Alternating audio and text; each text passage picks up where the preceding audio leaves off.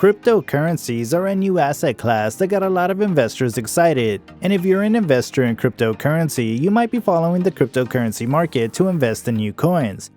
If you started to do some research, you might have stumbled on XRP and its lawsuit filed by the Securities and Exchange Commission against Ripple, the company behind XRP.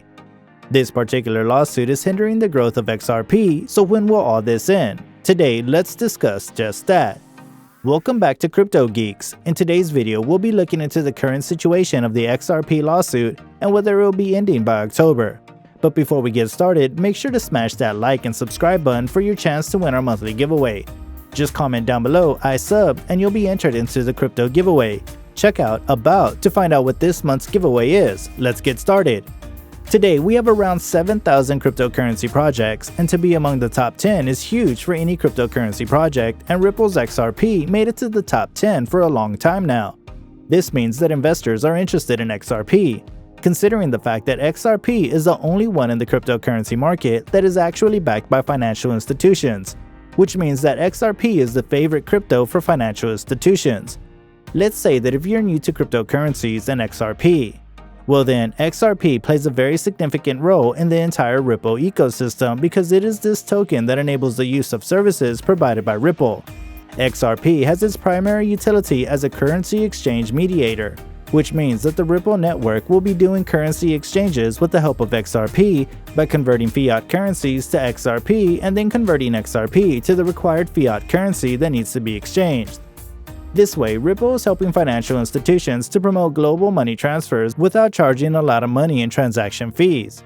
The best part is that the Ripple network is also providing very fast transaction speeds, which is really important to move capital across different countries, and it will also improve the overall economy, especially with international transfers that would otherwise take days for a transaction to happen. XRP is one of the most promising cryptocurrencies in the market because of the real-world utility. Cryptocurrencies like Bitcoin have got their utility as a digital currency in theory that can be used for payment of goods and services. Even though this particular utility of Bitcoin is still further in its infancy and people buy cryptocurrencies like Bitcoin as speculative assets so they can sell them when the prices are much higher than what they initially bought it for. But when you look at Ripple's XRP, it is actually an investment because of its role as a remittance mechanism for banks and payment networks.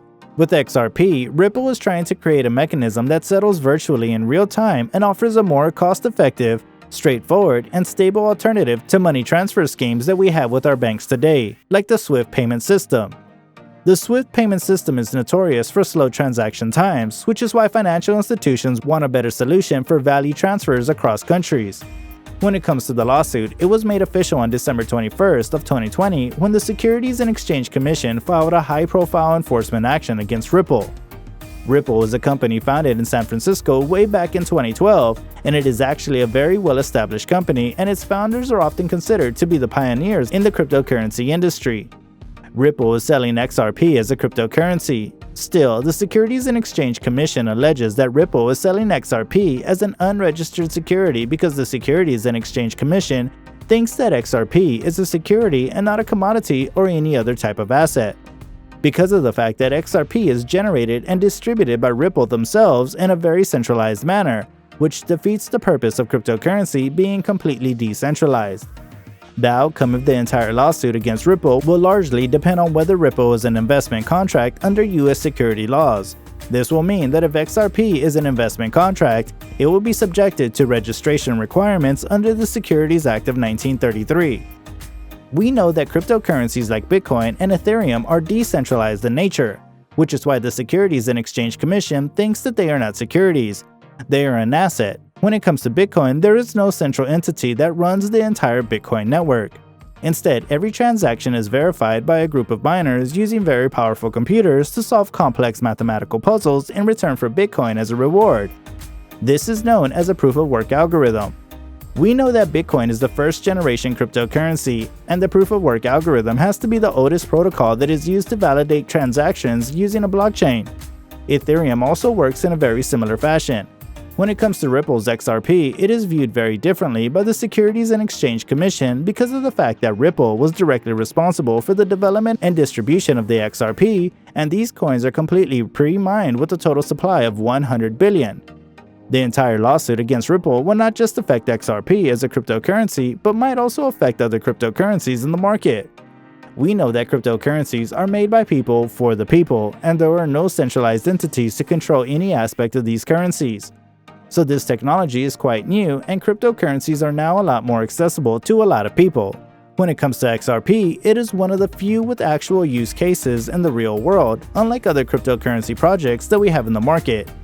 As we mentioned earlier, coming back to the Securities and Exchange Commission versus Ripple lawsuit, it looks like the next hearing, according to the latest news we have about XRP and the Securities and Exchange Commission, was scheduled for August 31st, 2021.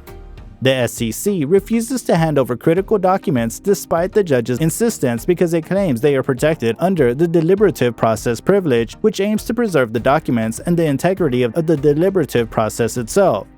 This particular hearing that is supposed to take place on August 31st is very important because Ripple could potentially get some documents that could really help it advance its position when Ripple could prove that XRP is just like Ether. And in 2018, the Securities and Exchange Commission mentioned that Ether is not a security, so XRP will also not be a security, according to the attorney Jeremy Hogan. The Securities and Exchange Commission will have to admit the fact that there is a certain sense of confusion in the entire marketplace about digital securities in exchange for strengthening its position that XRP was a security. One of Ripple's defenses is that the SEC failed to give fair notice to the market participants about which digital assets they would consider to be called investment contracts under the law, or how they even determine which digital assets would be investment contracts under the law. The SEC not only failed to provide fair notice, but it also created mass confusion in the marketplace. It doesn't even matter whether the asset is created or to be created. What matters is the fact that the asset is sold as a part of an investment contract. The much easier way to understand the entire situation is that Ripple never sold XRP as a part of a contract for an investment. So the Securities and Exchange Commission can be wrong about the entire thing. From a legal point of view, whether a token is pre-mined or something that has to be mined with the help of the proof of work or proof of stake algorithm is pretty irrelevant to the entire situation. XRP is also a token that is freely traded in the massive secondary market for more than 8 years now. The Securities and Exchange Commission to just come up one day and claim that XRP is a security is not how things should be working in the first place. The best part about Ripple is that most of Ripple's operations are outside of the United States, making Ripple a global company. But this particular case is still dragging Ripple's success, and investors are not quite happy about it. If things end up being favorable for Ripple in court, then we could expect the lawsuit to end by October of this year. It makes a lot of sense for investors like yourself to invest in XRP because of their unique position in the entire cryptocurrency market and the current price at which the tokens are trading. What's more unique is that when the entire cryptocurrency market showed a bearish sentiment when Tesla announced that Bitcoin payments would no longer be accepted for Tesla cars, the prices of Bitcoin and so many other altcoins started to go down south, but XRP's price kept going high. So it looks like the trend where Bitcoin prices dictate every other altcoin's price is slowly coming to an end. And a final note, this video was meant to be informational content and should only be viewed as such. This video is not a financial advice video, and any investments that you make with cryptocurrencies must be made at your own risk because cryptocurrencies are extremely volatile and speculative assets, and they don't have any intrinsic value. With that, we have come to an end with our video. What do you think about the effect of the lawsuit on XRP? Will XRP once again rise in value after the lawsuit against Ripple is settled? Do let us know in the comment section below because we would love to hear from y'all. Consider subscribing to our channel for more content just like this one, and while you're at it, turn on the post notifications so that you never miss out on any of our future uploads. Drop a like for the video if you're optimistic about the future of XRP. That's about it for today. Hope you enjoyed the video. Catch y'all in the next one.